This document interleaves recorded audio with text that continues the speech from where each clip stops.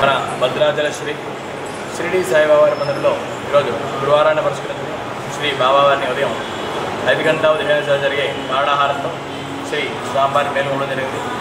కాకడాహారతి అనంతరం ఉదయం 6 గంటల నుంచి కూడా బాబావారి ఆలయంలో ఉన్న హోమూర్తైన గణపతి అలాగే దత్తాత్రేయ స్వామివార్లకు అలాగే బాబావారి మూలమూర్తికి కూడా భక్తులతో చేత కూడా ప్రత్యేక క్షీరాభిషేకాలు నిర్వహించుకుంటాయి.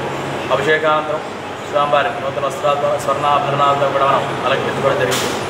అలాగే బాబావారి మందిరాలకి భక్తుల కూడా శ్రీ స్వామివారికి ప్రత్యేక గోత్రనామార్చనలు జరగబడతాయి.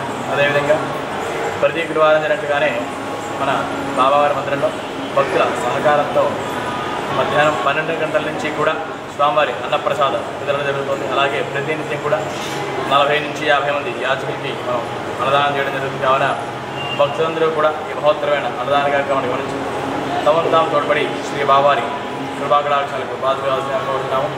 అదేవిధంగా ప్రతి గురువారం జరిగినట్టుగానే సాయంత్రం 6 గంటల 30 నిమిషాలు జరిగే సంధ్యాహారం తర్వాత 7 గంటల 45 నిమిషాల నుంచి కూడా శ్రీ బాబావారి దివ్య పల్లకి మహోత్సవం జరుగుతుంది.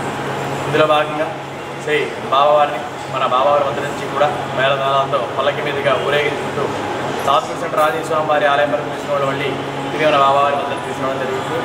తదనంతరం తీర్థప్రసాద వితరణ జరుగుతుంది. కావున భక్తులందరూ కూడా ఈ మహోత్తరమైన పల్లకి సేవను గమనించి ఇందులో పాల్గొని బాబావారి కృపాకటాక్షాన్ని కోరుతున్నాం.